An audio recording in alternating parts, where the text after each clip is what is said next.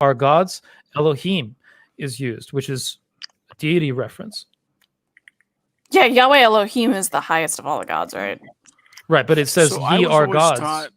Ye are the Elohim. Yeah, we are gods, but we will die like men. No. Not talking about you. It says that. I was always taught that not to interrupt, but I was always taught that when the Bible refers to other gods, it's giving the prefix of little g that they were called gods and that people worship them as gods. That's modern revisionism. They would have been the false idols. No, the problem is modern revisionism. The idea of false idols is simply retconning the idea that the Jewish religion was monolatrist.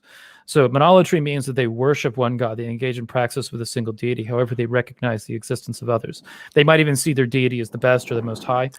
But this was very common in the ancient world, specifically in Judea, or in the region of Judea, including Israel, that they would recognize the existence of other gods, that their gods would compete with other gods. The story of Moses is a tale of the Jewish God competing with the Egyptian gods. How close to the events would you say would have to be where you would call it modern? Because if you go and look at the early church fathers within the Catholic Church, even they would say lesser God, little g. They didn't give them the same authoritative or power as right. You're still talking about God that they people that are trying to justify monotheism in a reinterpretation of the Judaic religion, which has been appropriated into Christianity.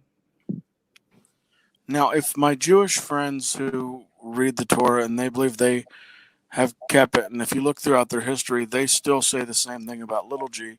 So it's not just the Christians reinterpreting. What is the idea of little g? You're saying that the little g would be like smaller God or lesser God. So, like, is that another you could God? say you are a God, but you're going to bow before the God, big G. Well, I mean, that would be a cultural bias that's taking place. No, he's acknowledging the other gods exist, but he said he is the divine of the God. Which would be they're not divine, he is. So the distinction between capital G and lowercase g deity or God is usually that the capital G one is the creator, right? And that the other gods are not the creator. This winds up being an arbitrary distinction when you start looking at other faiths where there are multiple creators, or there's one creator, or that the creator stands with the other gods, or that the creator is something wholly separate from deities in general. The creator is actually not a deity. The creator is something else. This shows up in, what the creator is something that varies from religion to religion. But what a lot of religions do agree on is that there are deities. Even when you look at the Judaic religion, this idea still prevails that there are multiple deities. Now, they prefer to label the monolatrist deity that they engage with as capital G, because that's the one that they engage with. Well, and they believe it to be the creator. I completely understand what you're saying, and I get why you would, as a polytheist, would have that interpretation, or that would be how you would follow the track.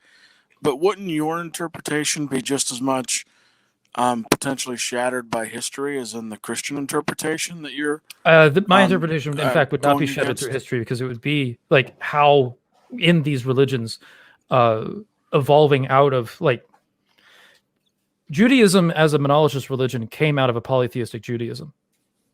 So the one that would be shattered by history would be the monotheist interpretation of it. That if you go look at archaeological finds in Judea, so when I read the Old Testament, I'm looking at the example of Elijah, and he's telling them to call down fire for their God, and their God doesn't do anything. I was always taught that was an example because that's little g God versus big G God. How would you interpret that passage? If Baal had made the altar set on fire, what would that have implied? What's the word for God used in that? Elohim. All right, good. Now, what's the word for the gods? Lowercase g. No, Elohim. Yes, correct. Okay, now what does that say? That whole passage say? They're talking about gods. Does it say that? What passage? What is El? What does the word El mean? High. Yeah, divine. Right. He's the divine over the other gods. There aren't divines. Okay. They lack divinity. When he says both of them are used in terms of plural, right? So if you look at Strong's Concordance, H410 is what is used for congregation of the mighty. In mighty, it's used H410. H410 is L. That is the mighty, the highest, right? So he takes his place among the council of the highest. But it says he is the divine among the Elohim. It says he standeth in the congregation. That's what I'm saying. He is one of. He's the divine one among those. No, he is among the congregation of the El. He's divine among. The word El shows up in there. He's divine among. What verse is this? This is verse not to take a quick pause, but and a throwback to a previous conversation, but the majority of scholars, Hebrew and Christian, would agree that the God of the Bible is the God of the divine.